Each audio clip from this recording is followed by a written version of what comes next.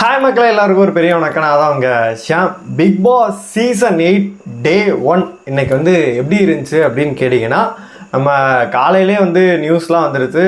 சாச்சனா வெளில போயிட்டாங்க, மகாராஜாவோட பொண்ணு வெளியில் போயிட்டாங்க அப்படின்ற மாதிரி நியூஸ் பார்த்திங்கன்னா காலையிலே வந்துக்கிட்டு இருந்துச்சு. சரி, நான் ரூமராக இருக்குன்னு சொல்லிட்டு அப்பப்போ போய் லைவ்லாம் பார்த்துக்கிட்டு இருந்தேன். ஆனால் தென்பட்டுக்கிட்டே இருந்துச்சு. ஒரு மதியத்துக்கிட்டே பார்த்திங்கன்னா கன்ஃபார்ம் ஆகிடுச்சு சாச்சனா வெளில போயிட்டாங்க அப்படின்னு சொல்லிட்டு. அதுக்கேற்ற மாதிரி ரொம்ப வெயிட் பண்ண வேணாம் அப்படின்னு சொல்லிட்டு ப்ரோமோவே கொடுத்துட்டாங்க. அதாவது சாச்சனா வெளில போகிறாங்க அப்படின்ற மாதிரி. அதுவும் இல்லாமல் அந்த ஒரு பளிங்கி கல்லை ஒன்று கொடுத்தாங்க, 10 ரூபா இது மாதிரி ஒன்று கொடுத்தாங்க பார்த்தீங்களா, 8ன்னு போட்டு அதையும் உடச்சிட்டு போ அப்படின்ற மாதிரி சொல்லியிருந்தாங்க. அது மட்டும் இல்லாமல் இன்றைக்கி புதிய தலைவராக பார்த்தீங்கன்னா ஆனா பெண்ணா அப்படின்ற மாதிரி ஒரு போட்டி நடந்துகிட்டு இருந்துச்சு. பெண் தலைவராக ஒருத்தர் ஆகியிருக்காங்க. அது மட்டும் இல்லாமல் வீட்டுக்குள்ளே நிறைய பஞ்சாயத்துகள் போயிட்டுருக்கு. என்னென்ன பஞ்சாயத்துக்கள்லாம் போயிட்டுருக்கு, இந்த வாரம் யார் வெளியேற்றப்படுவார் அப்படின்னு சொல்லிட்டு இப்போ ஒரு அசம்ஷன்லாம் போயிட்டுருக்கு. அது எல்லாத்தையுமே நம்ம அலசி ஆராய்ஞ்சிடலாம். நேற்று பார்த்தீங்கன்னா நிறைய பேர் சொல்லிக்கிட்டே இருந்தாங்க. அதாவது இந்த சீசன் ஃபுல்லாகவே விஜய் டிவி ப்ராடக்ட் தாண்டா அப்படின்ற மாதிரி சொல்லிட்டு இருந்தாங்க. எனக்கு அதில் ஒரு சந்தோஷமான விஷயம் சொல்லலாம். கண்டென்ட்டுக்கு என்ன அப்படின்னு கேட்டிங்கன்னா, ஏன்னா விஜய் டிவி ப்ராடக்ட் எல்லாமே பார்த்தீங்கன்னா தரமாக சம்பவம் பண்ணும். அவங்க பண்ணுறது நடிப்பு மாதிரியே தெரியாது, அப்படியே உண்மை மாதிரியே இருக்கான். அந்தளவு பார்த்தீங்கன்னா சம்பவம் பண்ணுவாங்க. அதனால எல்லாம் சீரியல் ஆர்டிஸ்டாக தான் இருப்பாங்க அதில் இருக்க ஃபுல்லாக. அதனால் இந்த வருஷம் ஃபுல்லாக கண்டென்ட்டுக்கு பஞ்சமே இருக்காது அப்படின்றது நம்ம அஷூரன்ஸ் கொடுத்துக்கலாம்.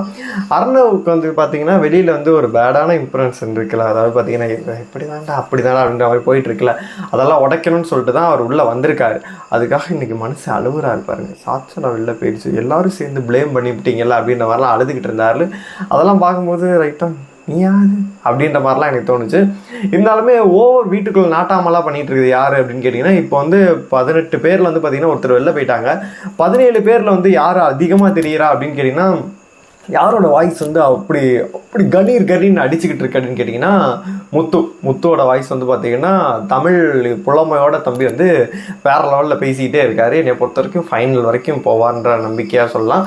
அதுக்கப்புறமேட்டு தீபக் நாட்டாமல் ஓவராக பண்ணுறாரு. எதுக்கு எடுத்தாலும் உள்ளே போயிட்டு ஆங்கரிங் பண்ணுற மாதிரி பண்ணிகிட்டு இருக்காரு. நம்ம ரவீந்தர் பார்த்தீங்கன்னா வெளியில் இருந்தப்போ 7 சீசனுக்கு அலச ஆராய்ஞ்சனால அவர் அவ்வளோ சூப்பராக இது பண்ணுறாரு. என்னை பொறுத்தவரைக்கும் வேறு லெவல் கண்டென்ட் கொடுக்குறாரு. எல்லாத்தையும் செம்மையாக ப்ரெடிக்ட் பண்ணுறாரு. அந்த சாச்சனா ஓப்பன் நாமினேஷன் எல்லாம் பண்ணும்போது ஒரு ட்விஸ்ட்டை அடிச்சு விட்டு ஒரு நெகட்டிவ் விஷயத்தை பாசிட்டிவாக கொண்டு அடித்து தலைவன் தான் பண்ணது. அதனால் தலைவன் பார்த்திங்கன்னா வேறு லெவல் சம்பவம் பண்ணி என்னை பொறுத்த வரைக்கும் இந்த வாரம் நாமினேட் கூட ஆயிருக்காரு. இருந்தாலும் அவர் உள்ளே இருக்கிறதுக்கு வாய்ப்பு அதிகமாகவே இருக்குது. தலைவன் இருந்தானா தான் சம்பவம் இருக்குது. ஏன்னா கடைசி வரைக்கும் தலைவன் கொடுப்பாரு அப்படின்னு சொல்லிட்டு நம்ம சொல்லலாம். அப்புறம் இன்றைக்கி என்னெல்லாம் நடந்துச்சு அப்படின்னு பார்த்தீங்கன்னா, நீ பெருசாக விஷயங்கள்லாம் அப்படிலாம் கிடையாது. இந்த வாரம் பார்த்திங்கன்னா தலைவரை தேர்ந்தெடுக்கணும். அது மட்டும்லாம் பார்த்திங்கன்னா 24 ஹவர்ஸில் ஒருத்தர் வெளில போகணும்ல, அதுக்காக பார்த்திங்கன்னா கூடி பேசிகிட்டு இருக்காங்க. அப்புறம் ரெண்டு வீடு பார்த்தீங்கன்னா 2ஆக பிரிஞ்சு கிடக்கு. இதில் பார்த்தீங்கன்னா யாருக்கு என்னெல்லாம் அவங்களோட, அதாவது அவங்கள சொந்தமாக முடிவு பண்ணி ஒரு டீமாக முடிவு பண்ணி ஒரு ரூல்ஸ் எல்லாம் போட்டு பண்ணுவாங்கல்ல, அதெல்லாம் இப்போயே பண்ணிக்கிட்டு இருந்தாங்க.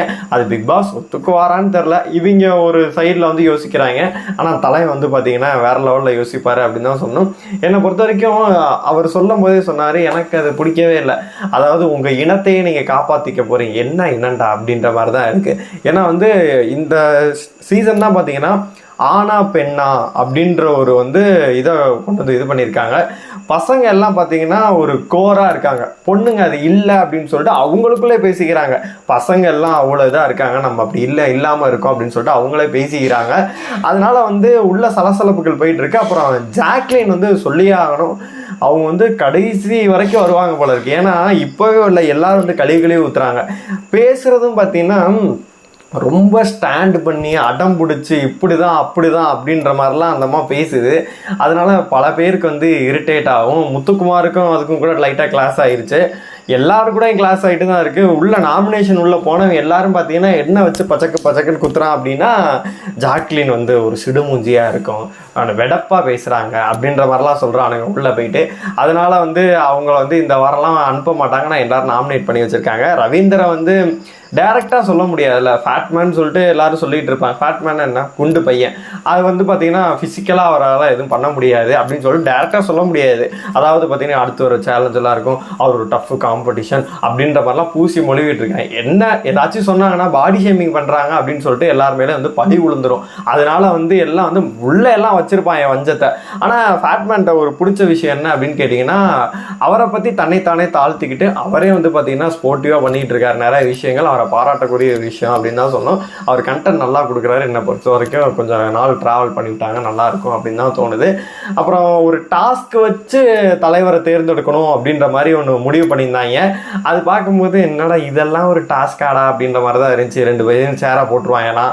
அதை நம்ம சின்ன வயசுல இந்த நாற்காலி ஆடுவோம், பாட்டை போட்டு ஏதோ கடைசி வரைக்கும் சேர் எடுத்துக்கிட்டே இருப்பாங்க. கடைசி வரைக்கும் யார் நிற்கிறாங்களோ அவங்க தான் வந்து அப்படின்ற மாதிரி போயிட்டு இருக்கலாம். அதை வச்சு தான் பார்த்தீங்கன்னா இது பண்ணாங்க. எனக்கு இன்னைக்கு ஒரு தலைவராக ஒரு பொண்ணு வந்து பார்த்தீங்கன்னா தேர்ந்தெடுக்கப்பட்டாங்க. அந்த பொண்ணும் நம்ம தர்ஷா குப்தாவும் பார்த்தீங்கன்னா பேரும் தர்ஷிகாவா அப்படின்ற மாதிரி தான் இருக்கு. அது மட்டும் இல்லாமல் பார்த்தீங்கன்னா 2 பேரும் சிமிலராக ஒரே மாதிரியே இருக்காங்க. எனக்கு கன்ஃபியூஸ் ஆயிடுது, அக்கா தங்கச்சியாவது இருப்பாங்களோ அப்படின்னு சொல்லிட்டு. முதல் ஆளாக பார்த்தீங்கன்னா ஒரு பெண் தலைவராக இருக்காங்க இந்த வீட்டில். ஆனா பெண்ணா போட்டி உள்ள நடந்துக்கிட்டே தான் இருக்கும் போல இருக்கு. இந்த சீசன் ஃபுல்லாகவே அப்படிதான் போகும் அப்படின்ற மாதிரி. ஏன்னா போன சீசன் ஃபுல்லாகவே பார்த்தீங்கன்னா ஸ்மால் பாஸ் வீடு பிக் பாஸ் வீடு அப்படின்றது. இந்த சீசன் ஃபுல்லாகவே பார்த்தீங்கன்னா ஆனா பெண்ணா இந்த போட்டி இருக்கும் அப்படின்ற மாதிரி சொல்லியிருக்காங்க. ஆதிக்கம் யாரோடது அதிகமாக இருக்கோ அவங்க தான் வந்து கடைசி வரைக்கும் சர்வே பண்ண முடியும் அப்படின்ற மாதிரி பிக் பாஸ் சூசகமாக நிறைய விஷயத்த கொளுத்தி போடுவார்.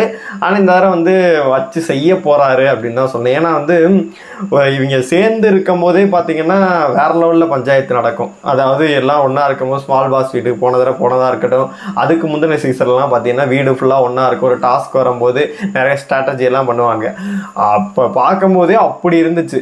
வீட்டையே 2ஆக்கி இது ஒரு பெண்கள் ஆண்கள் ஆண் விசஸ் பெண் அப்படின்னு கொடுக்கும்போது வேற லெவல் சம்பவமாக தான் இருக்கும். கண்டிப்பாக வந்து இந்த சீசன் நீங்கள் வந்து எழுதி வச்சுக்கோங்க. ஒரு 6 சீசன், இந்த 7 சீசன் இல்லாத அளவுக்கு பார்த்தீங்கன்னா 8வது சீசன் டிஆர்பி அடிச்சு நவுத்துங்கிறது எந்த ஒரு ஐயப்பாடுமே இல்லை. ஏன் இவ்வளோ ஸ்ட்ராங்காக சொல்ல அப்படின்னு கேட்டிங்கன்னா, அந்த சாச்சனாவெல்லாம் வந்த அன்னைக்கே வந்து சாச்சிட்டாங்க. அதனால வந்து அதுவும் இல்லாமல் இந்த வீட்டை பிரித்ததாக இருக்கட்டும் எல்லாமே பார்த்தீங்கன்னா வேற லெவலில் பண்ணுறாங்க. அதெல்லாம் கண்டிப்பாக வாய்ப்புகள் அதிகமாகவே இருக்குது. அப்புறம் சாச்சனா மேட்ருக்கு வருவோம். என்ன அப்படின்னு கேட்டிங்கன்னா, இந்த கூடி பேசும்போது 24 ஹவர்ஸ் வந்து நான் இங்கே இருக்கணும் வேணாம் அப்படின்னு சொல்லிட்டு நீங்கள் சொல்லுன்னு சொல்லிட்டு ஒரு ஒப்பீனியன் மாதிரி போகுது.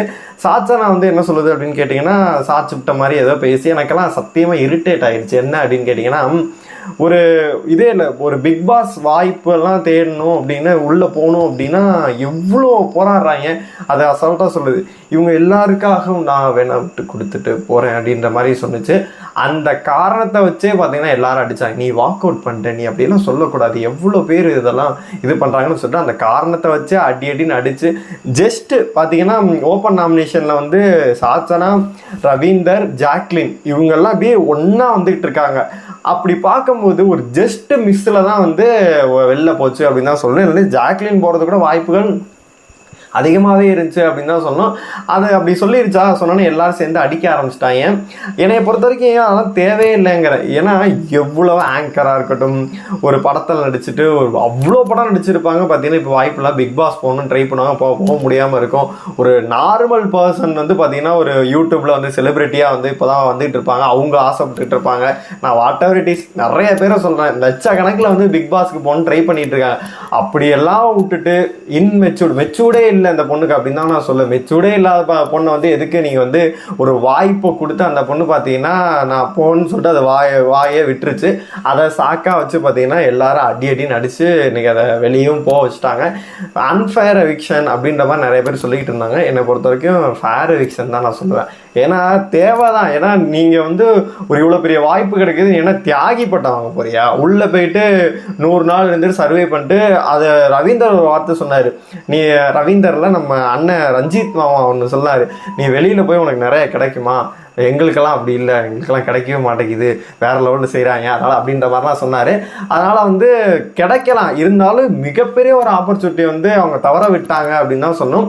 அப்புறம் ரஞ்சித் அவர்கள், அதாவது கிரிஞ்சு மேக்ஸ்ன்னு சொல்லுவேன். கிரிஞ்சு எப்பா எது பேசினாலும் தன்னை அந்த நாமினேஷன் பண்ணும்போது கூட நிறைய பேர் உள்ளே பேசினாங்க. தன்னை முத்துக்குமார் தான் சொன்னார், தன்னை நல்லவனாக ப்ரொஜெக்ட் பண்ணும் அப்படின்னு சொல்லிட்டு என்ன வேணாலும் செய்வேன் அப்படின்ற மாதிரி பண்ணிகிட்டு இருக்காரு. எனக்கெல்லாம் அவர் பேசுகிற விதங்களாக இந்த தம்பி கானா பாட்டு சூப்பராக பாடிட்டு இருந்தார். அதில் குறுக்க வந்து கையெல்லாம் தட்டாதீங்க, கொஞ்சம் அமைதியாக இருங்க, அவர் பாடுறதை நான் கேட்குறேன், அந்த வரிகள் புரியவில்லை அப்படிங்கிறதா இருக்கட்டும். ஒருத்தரை நாமினேட் பண்ணும்போது இந்த பொண்ணு இப்படி தான், எனக்கு வந்து உடன்பாடு இல்லை அப்படின்னு சொல்லிட்டு பச்சக்குன்னு குத்திட்டு போகணும். ஒரு சில பேர் பூசி முழுவாங்க. அந்த பூசி முழுகிற வேலையை வேற லெவலில் பார்க்குறாரு. அவர் கேரக்டர் இதுவாக இருக்க வாய்ப்பு இல்லை, பார்த்து நடிக்கிற மாதிரி தான் தெரியுது. ஏன்னா வந்து கன்ஃபெஷன் ரூமில் போய் பார்த்தீங்கன்னா தலைவர் வேறு மாதிரி பேசிகிட்டு இருக்காரு. அதில் பேசுகிறது ஃபுல்லாகவே கிரிஞ்சாக இருக்குது. இந்த வாரம் நாமினேஷனில் வேறு இருக்கார். மக்களை கொஞ்சம் பார்த்து செஞ்சு விடுங்க அப்படின்னு தான் நான் சொல்லுவேன். அப்புறம் இந்த வாரம் பார்த்தீங்கன்னா சௌந்தர்யா அவர்களும் பார்த்தீங்கன்னா நாமினேட் ஆகியிருக்காங்க. முத்துக்குமார் அவர்கள், அப்புறமேட்டு ஜாக்லின் அவர்கள், அப்புறம் அருண் அவர்கள் சேர்ந்து ஒரு 6 பேர் நாமினேட் ஆகியிருக்காங்க. என்னைய பொறுத்த வரைக்கும் சௌந்தர்யாவுக்கு இப்போ வரைக்கும் ஓட்டிங் வந்து அவ்வளோ ஹையாக இருக்குது. ட்விட்டர்லேயும் பார்த்தீங்கன்னா தலைவியை கொண்டாடிக்கிட்டு இருக்காங்க. என்ன எதுக்கு தாண்டா கொண்டாடுறீங்க, எதுக்குடா கொண்டாடுறீங்க அப்படின்ற மாதிரி இருக்குது. அருணுக்கும் வந்து இந்த பாரதி கண்ணம்மா சீரியல் அப்படின்ற மாதிரிலாம் ஓட்டுகள் விழுந்துடலாம். அதுக்கப்புறமேட்டு ரவீந்தர் சொல்ல வேணாம், கண்டென்ட்டுக்காக உள்ளே வச்சுருப்பாங்க. ஜாக்லினுக்கு ஓரளவு ஃபேன் ஃபாலோவர்ஸ் எல்லாம் இருக்குது, ஆனால் அவங்களுமே இருப்பாங்க. என்னை பொறுத்த வரைக்கும் டஃப் காம்படிஷனாக வந்து வெளியில் போகிறது யார் அப்படின்னு சொல்லிட்டு இப்போ ஓரளவு அலசி ஆராய்ஞ்சோம் அப்படின்னா நம்ம அண்ணன் ரஞ்சித் அவர்கள் தான் இருக்கலாம்னு சொல்லிட்டு இப்போ எனக்கு கெஸ் தோணுது. உங்களுக்கு என்ன தோணுது? இந்த வாரம் இவங்க போனால் நல்லா இருக்கும் அப்படின்னு சொல்லிட்டு உங்களுக்கு தோன்றதை பார்த்தீங்கன்னா கமெண்ட் பாக்ஸில் சொல்லுங்கள். லைவ்லையும் பார்த்தீங்கன்னா பிரச்சனையாக தான் ஓடிட்டு இருக்கு. அதாவது இந்த சீசன் ஃபுல்லே வந்து பார்த்தீங்கன்னா என்டர்டைன்மெண்ட் ஃபேக்ட் இருக்காது, அடிதடி சண்டைகள் அதிகமாக இருக்கும் அப்படின்னு சொல்லிட்டு எதிர்பார்த்து காத்துக்கிட்டுக்கலாம். டெய்லியுமே கண்டென்ட் இருக்கும் அப்படின்னு தான் சொன்னோம். இன்னைக்கு பண்ண ரிவ்யூவில் வந்து ஏதாச்சும் விஷயங்கள் வந்து நான் விட்டுருந்தேன் அப்படின்னா நீங்கள் கமெண்டில் சொல்லுங்கள். நாளைக்கு ரிவ்யூவில் வந்து உங்களை சந்திக்கும் வரை உங்களிடமிருந்து விடைபெறுவது உங்கள் ஷாம். பாய், குட் நைட்.